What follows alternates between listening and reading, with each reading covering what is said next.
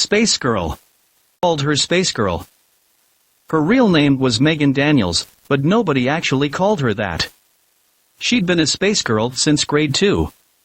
She was the kind of kid who was stuck out in the crowd with her long red hair, ghostly pale skin, and Coke bottle glasses. For as long as I'd known her, Spacegirl had been quiet. She didn't like to be around us. She didn't play with us when we were kids, she didn't even talk much. Most of the time, she'd find somewhere to sit, far away from everyone else. Then she'd open up her little notebook and scribble inside of it. Sometimes she authored poems, sometimes she drew. But she was always off in her own little world. Nowadays, I understand why we targeted her. She was different, and she was alone. That doesn't justify any of it, but kids can be cruel. I remember that it was Sasha Brown who told me that Spacegirl was retarded because her mother was on drugs. She probably just made that up. But we all believed it. She had always been the worst towards Spacegirl, and she kept that up until the end. It all started in grade 5 when Sasha took her notebook. It had been raining that day, so we'd had an indoor recess. Spacegirl sat in the corner at her desk, eyes focused on her notebook as she methodically worked on a drawing. Sasha and I had been sitting nearby at our desks, and we simply just watched her do her thing. I can't believe they let that retard sit in with us. Sasha murmured, "Look at her. Why do they even let schools?" Schools? They aren't going to learn anything. Better than leaving her at home with her crackhead mom," said Tanya Evrat. She and I weren't exactly friends, but she sat close to Sasha and me. "My dad says he sees a different car in front of her house every day. He says that she lets boys come and they pay her so they can have sex." None of us could actually say the dreaded sword at the time. Sex was still a terrible unknown thing, and we all had been raised to believe that nobody decent would ever do it. Spacegirl paused, and her eyes darted away from her book, to look at us. I can only imagine she'd heard us. Sasha just stared right back at her. "What? Do you have a problem, Spacegirl?" she asked. The teacher was out of earshot, and that gave her carte blanche to say whatever she wanted. Spacegirl didn't respond. She just looked back down at her notebook, but Sasha had been challenged, or at least she thought she'd been. She looked over to the teacher's desk to make sure she was busy, then she got up and moved closer to Spacegirl. "What are you even doing in there, retard?" She'd reached out to snatch the book before Spacegirl could stop her. "What even is this? A unicorn? What are you, 5? She handed the book to me, and I took it on instinct. There was a brightly colored drawing of a unicorn inside. The artwork was actually pretty nice, but I would never have said so. The book was passed on to Tanya next, and Spacegirl could only look at us helplessly. "Wow. You can't even draw. Look at this?" She tore the page out of the notebook, and Spacegirl let out a startled whimper, as if she'd been struck. The picture was crumpled up and the book was thrown on the floor by Spacegirl's desk. "Draw something that isn't trash next time," Tanya said, and Sasha just giggled as if it was anything other than being mean-spirited just for the sake of it. Spacegirl slowly picked her book up off the floor, avoiding eye contact as Tanya and Sasha turned away from her. I continued to stare. I remember that the way she moved was so defeated, as if she were shrinking in on herself. She looked up at me, but only for a moment, and I felt bad for her. I really did.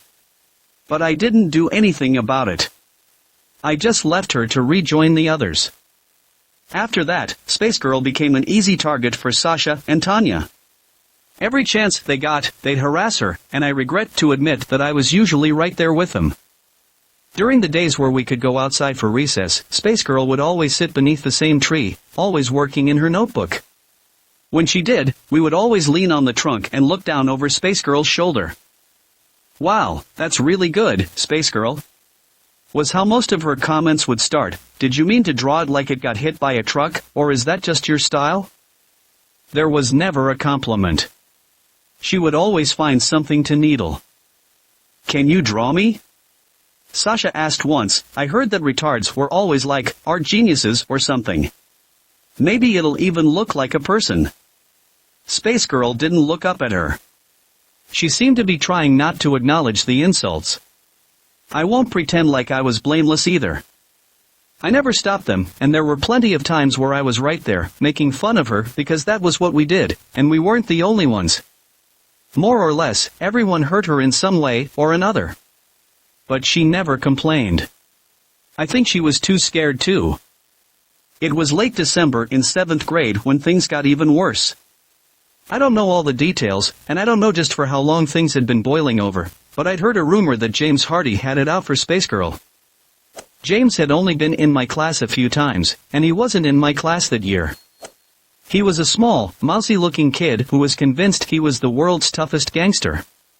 The rumors said that someone had seen his dad going into Spacegirl's house. Naturally, there had been speculation that they'd been having sex. Someone told me that James' parents had been divorcing because of it. Somehow all of these rumors had mutated into claims that James and Spacegirl were dating, and I think that was what had rubbed him the wrong way. We were coming in from recess when some boys decided to pull a little prank on James. The whole prank had been set up by Brian Jordan and his brother Mike. They had some mistletoe for the holiday season and had set it up in the hall leading back to our classroom. Mike had grabbed Spacegirl during recess and was holding her behind the door where the mistletoe was. When James walked through, they pushed her at him and snapped a picture. I'd been just behind James when it happened. I watched as Spacegirl came flying out of seemingly nowhere, eyes wide and afraid, then slammed into James. They both hit the ground, and I could hear the other boys laughing. "Look! She wanted to give you a kiss," one of the boys said. Spacegirl was trying to crawl away from James and pick up her notebook, but somebody had kicked it out of sight. I remember that she looked back towards James, and there were tears in her eyes. She must have been terrified by everything that was going on. She clearly hadn't wanted any part in this, but there she was at the center of it. "Hey, she just wanted to give you a smooch," laughed Brian. "Come on, give her a kiss." Someone pushed Spacegirl towards James, and he glared at her as if all of this was her fault. She tried to stand and run, but he was angry, and he wasn't thinking straight. I watched as he grabbed her and hit her. A square punch to the jaw. Then he tossed her to the ground and went after Brian next. A teacher had to get in to pull James off of him. He, Spacegirl and the Jordan brothers ended up getting suspended right before the Christmas holidays. We didn't see Spacegirl until January. We didn't see James or his friends ever again. On Christmas Eve, there was a car accident on the highway outside of my town. Supposedly it had swerved off the road to avoid an animal of some kind and gone into a ditch. Mike, Brian, and their parents didn't survive. On December 27th, James was killed while outside shoveling his driveway. My parents told me that he'd been attacked by an animal. Probably a deer or something. But that seems so unusual. I'd never heard anything about deer attacking people before. Especially not in my area. I went over to Sasha's house on the day before New Year's. We'd both gotten some gift cards for Christmas, and we were planning to walk to the mall together to use them. Her parents weren't home, they both had to work. So, it was just us when I got there. "Hey! Kept me waiting," she said when I knocked on the door. "Sorry. It's fine. I'll be ready in a bit. Come on upstairs, I want to show you something." I didn't question what it was. I figured it was just something else she'd gotten for Christmas, so I went upstairs with her. "You're going to love it," she promised me. "It's going to be so funny." She led me to her bedroom, and as soon as she opened the door, I spotted a familiar notebook on her desk. "Where did you get this?" I asked, walking closer to it. Spacegirl dropped it when Brian and his brother pulled that prank the other day. She dropped it. I may have grabbed it. You know. Just for safekeeping.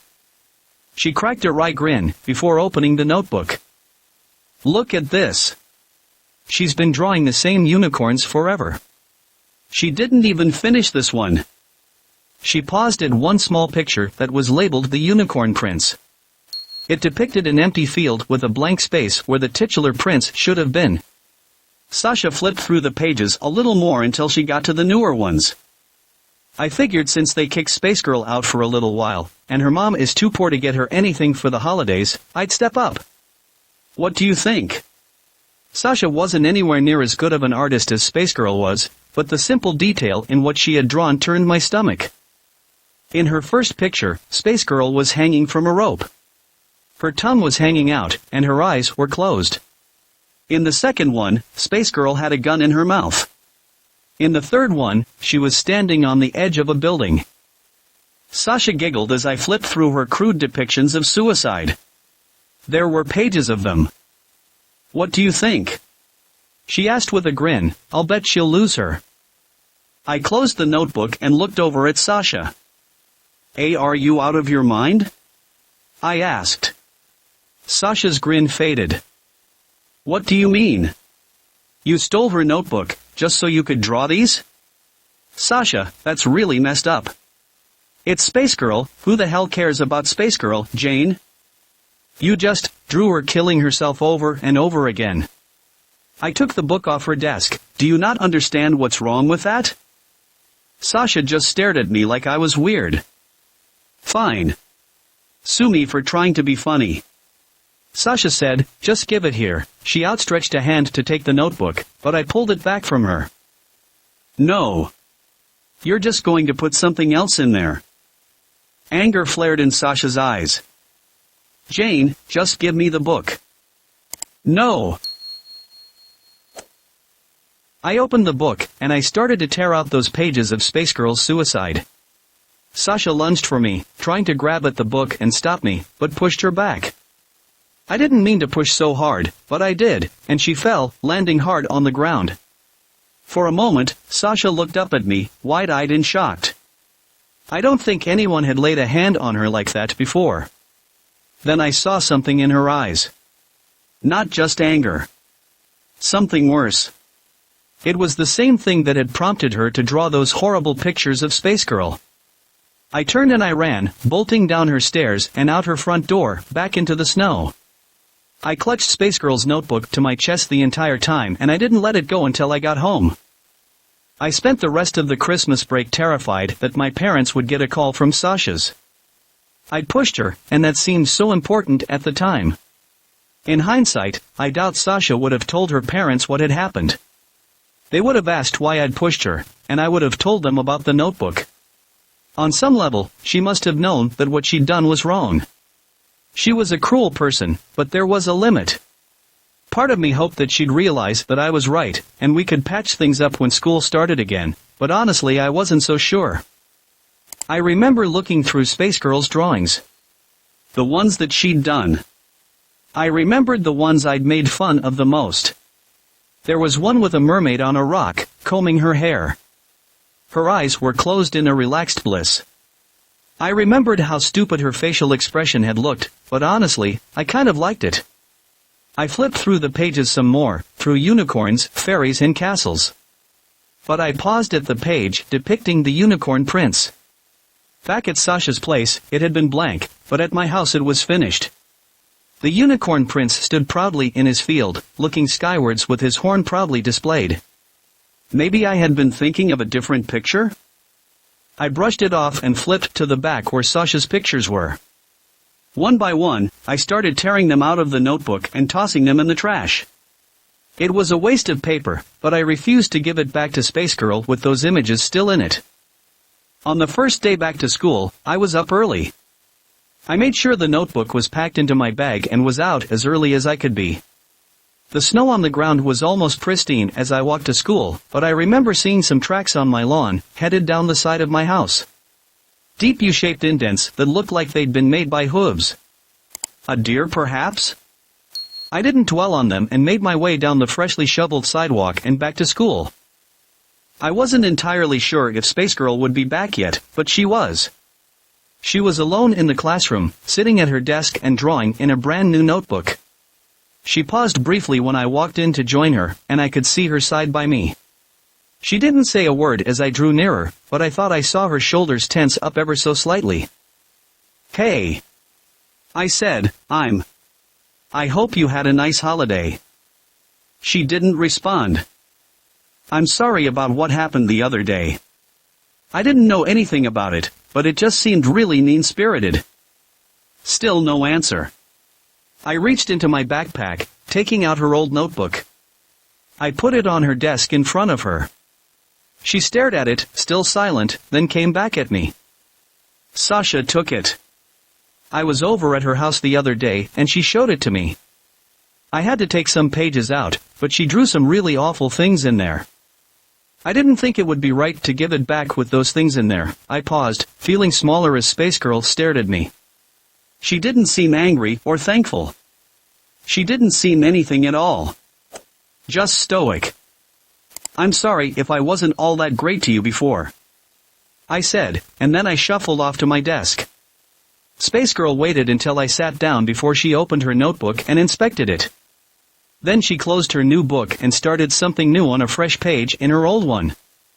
It wasn't much, but it made me feel at least a little good for what I'd done. When Sasha got in, she didn't talk to me. She didn't even look at me. Neither did Tanya or any of our other mutual friends. I knew from the moment they walked in that I'd burned my bridges with them. But I still wanted to try. The teacher hadn't come in yet, so I figured it might be worth it to try and talk to Sasha. I got up to move closer to her and she gave me a look of utter disgust. What do you want? She spat. Now it was my turn to be silent. Leave us alone. Tanya said, you'd obviously rather hang out with the retard than us, and I really don't want you spreading your retard germs to us. It's a quarantine issue. I stared at both of them, and I could have sworn I knew how Spacegirl felt. What was I supposed to say to any of that? Instead, I just returned to my desk without a word. Spacegirl stared at me the entire time. Her pencil rested over her notebook, but she didn't write anything.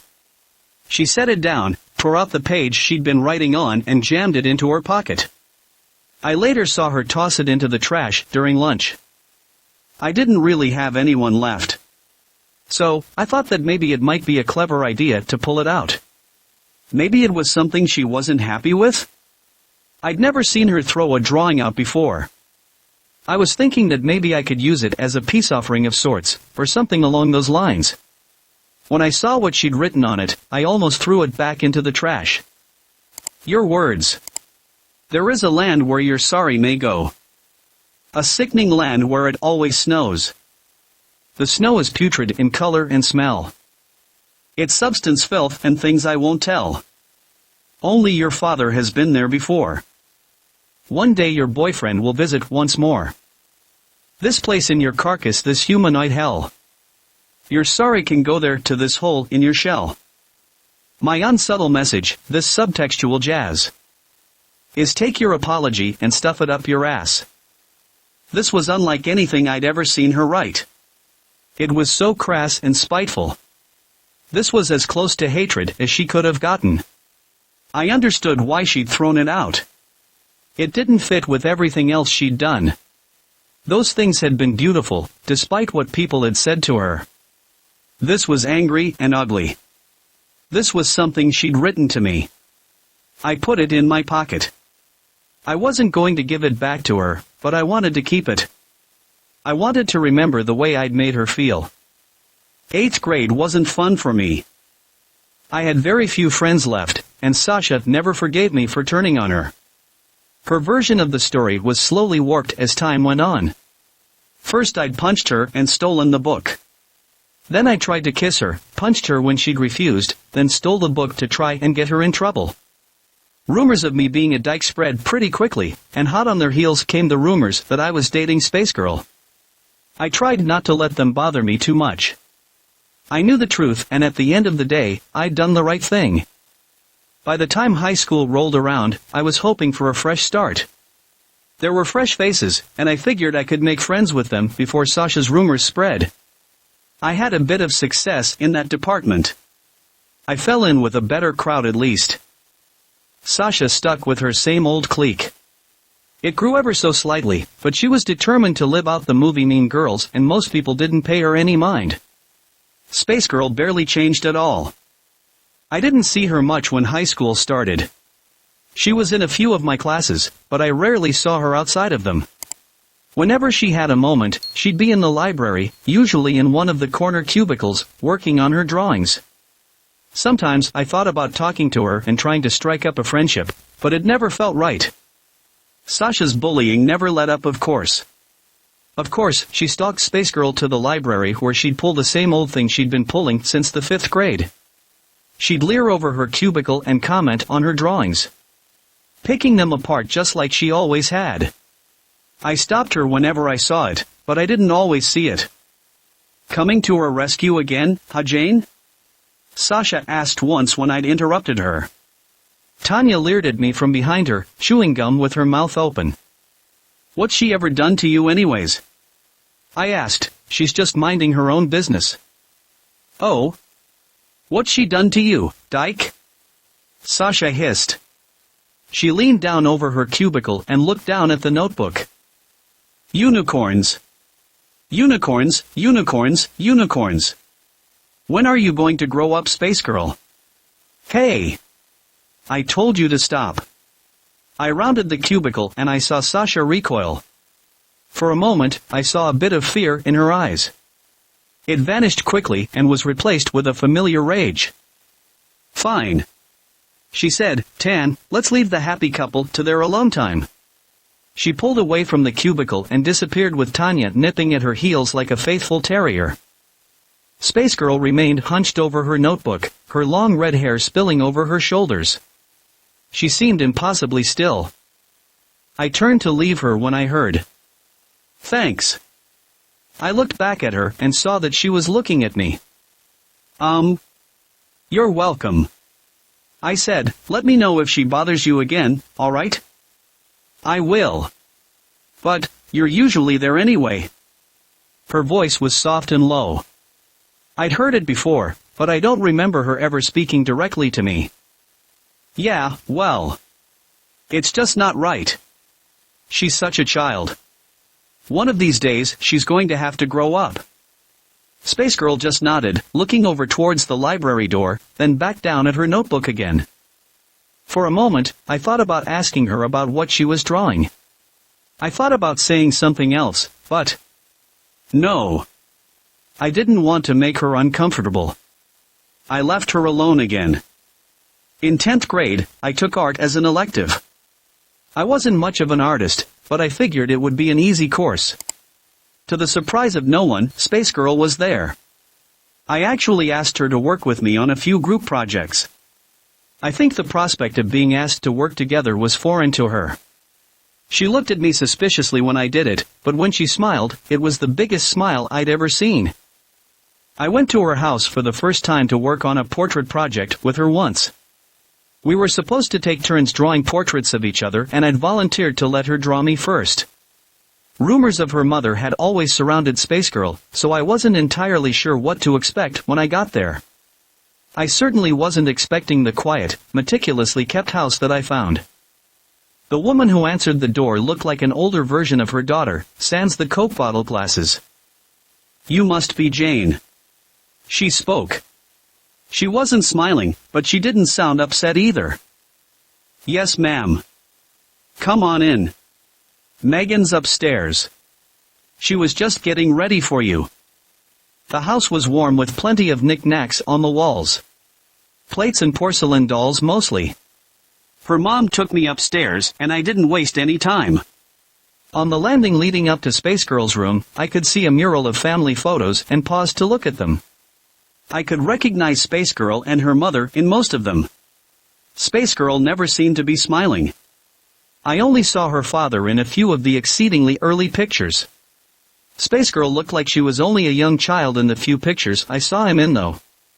I didn't dwell for long and headed towards what I assumed was her room.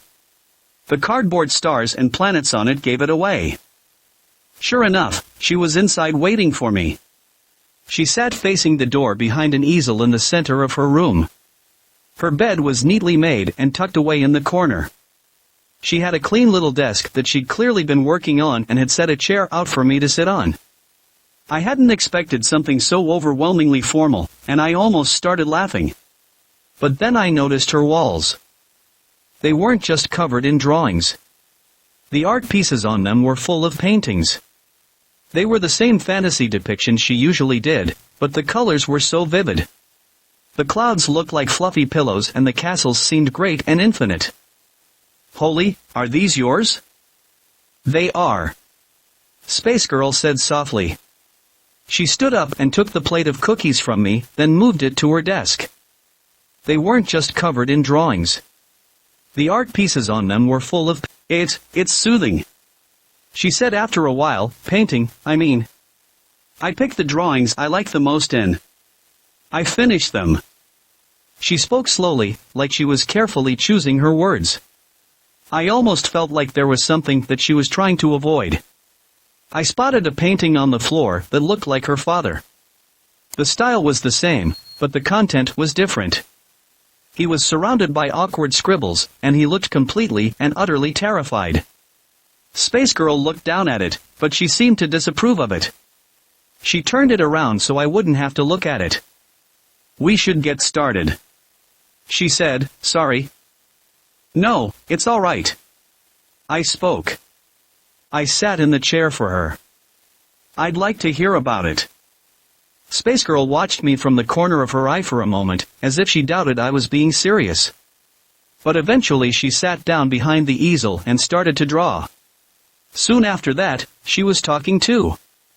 I stayed long after she'd gotten what she needed for her sketch, just to talk. She told me that she'd always liked fantasy, and how she liked unicorns because they were simple but pretty. I hung on to every word, and I could have sworn I saw her smiling shyly as she talked.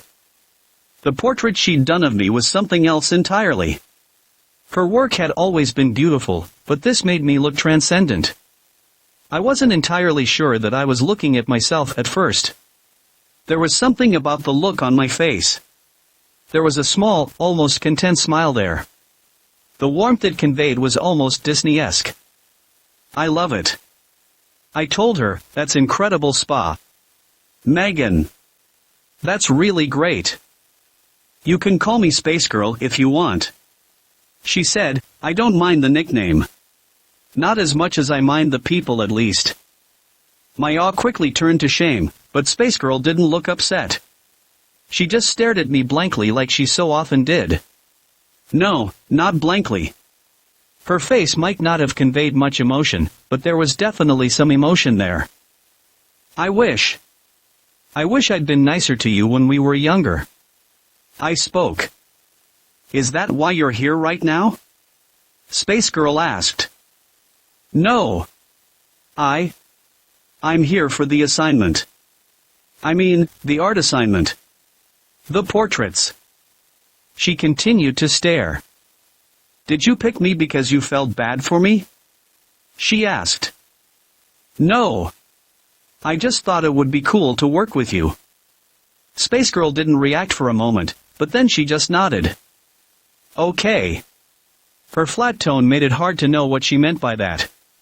She stood up and walked over to the portrait. "Mom can drive you home if you need a ride," she spoke. I opened my mouth to say something else. I wanted to apologize, but I didn't know what. Had I offended her? Had I said something wrong? "All right. Thanks." It was the only thing I could think of. "See you tomorrow." With that, I left her. I was almost afraid to see Spacegirl the next morning. I drifted through my classes that day until I reached art, and when I did, I wasn't expecting what I saw. She had clearly been up late, but what she'd brought in stole my breath away. It was my portrait, but she'd done more with it than I thought possible. She'd painted over the sketch, turning me into something beautiful.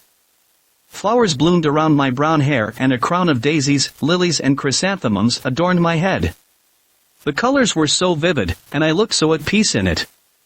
Spacegirl was looking right at me as I came in, as if she were gauging my reaction. But all I could do was stare wide-eyed and in awe. When I looked back at Spacegirl, she was smiling at me. Her project single-handedly netted us an A on the project and got the privilege of being hung up outside of the art classroom. Of course, I told her how much I loved it, and I remember the way she smiled when I did.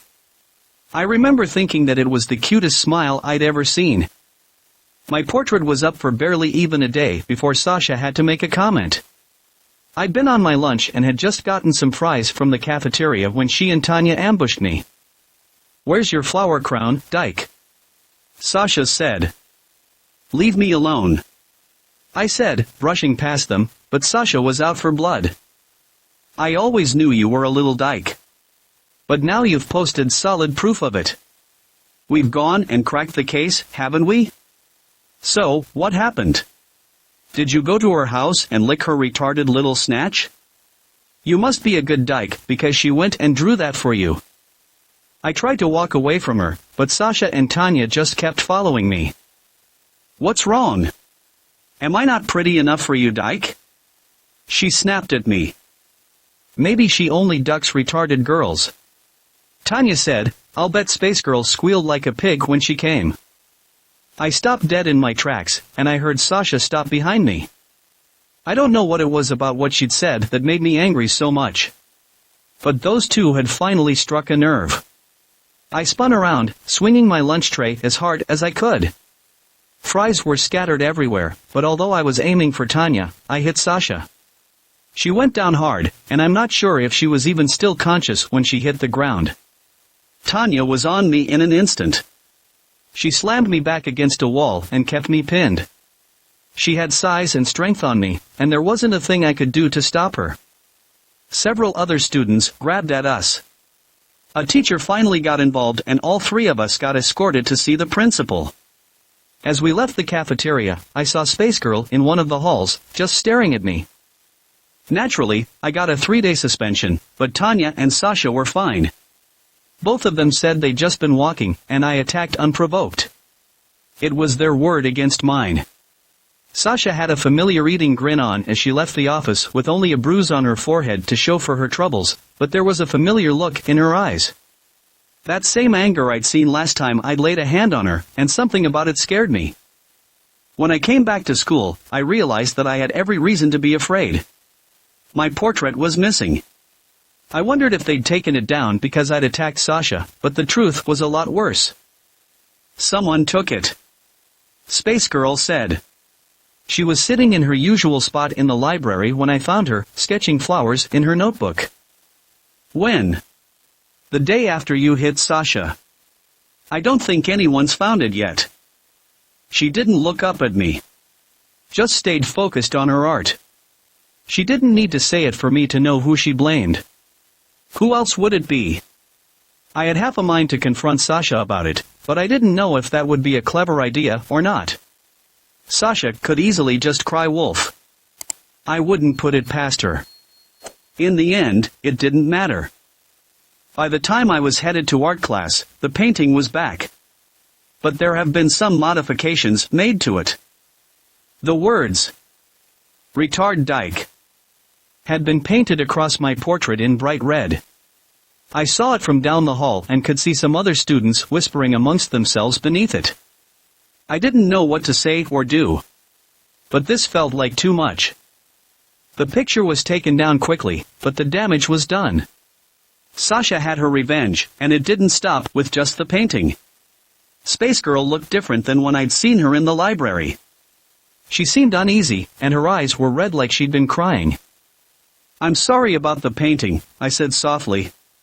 She looked at me, before sighing. "I knew she'd do something like that," she said. "I'm so used to it by now, that it doesn't bother me anymore. I'm sorry she wrote those things about you, though. But you worked hard on that." I said, "I'd be upset too." She just shook her head. "That's not it." She spoke. She reached into her pocket, pulling out a crumpled-up piece of paper, then slid it over to me. Slowly I uncrumpled the paper, and my eyes widened as I recognized what was on it. It wasn't the same drawing, but it was close enough. It was a depiction of Spacegirl hanging herself, and me beside her. A caption read, "Retard Dyke Wedding." "There were so many in my locker," Spacegirl said. "This is what she drew in your notebook, when I returned it to you. This is what I had to take out." Spacegirl looked down at the picture again, before averting her eyes. She didn't pay much attention during class. Instead of taking notes, she sketched in her notebook. I looked over a few times to see her drawing another unicorn. This one seemed so similar to the one I'd seen before. She must not have been quite happy with it though. When I looked back at her notebook, the unicorn wasn't there anymore. She must have just erased it, but it seemed so clean. Like it hadn't been erased at all. Tanya was following me on my walk home that evening. I didn't know what she had in mind, but I didn't want to put up with it. When I was in the middle of a small walking path that cut behind some of the houses on my street, I stopped and looked at Tanya as she kept approaching. "What do you want?" I asked. "It's a surprise," she said. "Sasha and I just want you to know how much we love dykes in this town." Oops, I've said too much. I wanted to hit her. Dear God, I just wanted to hit her, but we both knew she could overpower me. Whatever Tanya had in mind, it wasn't anything good. She drew closer to me, unafraid of anything I'd do. "Come on, dyke. Go home," she spoke. "Let's go check out your surprise." In a sudden horrible moment, I realized that Tanya was threatening me. I also realized that I couldn't outrun her. I couldn't fight her off. I didn't really have much of a choice but to do as she asked. Slowly, I turned and walked towards my house, with Tanya at my heels. It wasn't far, and up ahead I could see Sasha sitting on a park bench. From a distance, I recognized the red gas can beside her, and I stopped dead in my tracks. Tanya seized me by the arm and pulled me towards the bench. Sasha just watched with a wide, manic grin. "Hey Jane," she said, "how's it going?" "What is this?" "Just wanted to chat," Sasha said with a cold chuckle. "You think you can get away with pulling the thing you did the other day?" "No. You've been treating me like garbage for years, and for what? Because of Spacegirl? You know who you're choosing, right? Right? God. I hate that retard girl. But you know what? I hate you even more. Acting like you're better than me just because you feel bad for her. You're crazy." Sasha just laughed. "I'm not the one who clocked someone with a tray just for a little bit of teasing. You're absolutely psycho." On the bench behind her, I saw the portrait that Spacegirl had painted of me. Sasha picked it up and tossed it in front of me, then picked up the gas can and dumped it onto the canvas. "You want to be a dyke, I don't care. But I'm not letting you and your retarded woman put you up. So, say goodbye to your little project." Sasha reached into her pocket and took out a book of matches. Her grin widened, before suddenly vanishing outright as she looked at something behind us. "What the hell?" Tanya said, and I craned my neck to try and see what they were seeing. As for believing it, that was another story entirely. Standing on the path behind us was a unicorn, but the way it looked was all wrong. This was nothing like a regular horse. Its body was plain white and almost texture-less save for the many thin blue lines that ran along its body. It looked like it had been cut out from a sheet of lined paper, but that was impossible. It had to be impossible. Neatly done gray lines defined the shape of the horse. In fact, the lines reminded me of the one Spacegirl used. This unicorn looked like it had walked out of one of her notebooks. Tanya let me go and stumbled back a few steps, wide-eyed as she stared at the advancing unicorn. It let out an angry noise before charging straight for Tanya. She panicked and tried to run. In her desperation to escape, she bolted down the path. But she couldn't outrun the paper unicorn. It lowered its head as it drew nearer to her, and in one swift movement, the horn pierced Tanya's back, impaling her straight through the chest. She screamed as she was hoisted off the ground and the unicorn circled back to fix Sasha in a murderous glare. Tanya looked down at the massive spike sticking out of her eyes clearly wide with horror and her body twitching its last spasms as life quickly drained from her. The unicorn lowered its head to let her slide off of its horn and she hit the ground in a bundle of limbs. Sasha and I stared in silent horror as the unicorn reared up on its hind legs and brought its hooves down upon Tanya's body. She didn't scream. She didn't fight. She simply lay there as she was trampled repeatedly. I can only hope she died quickly.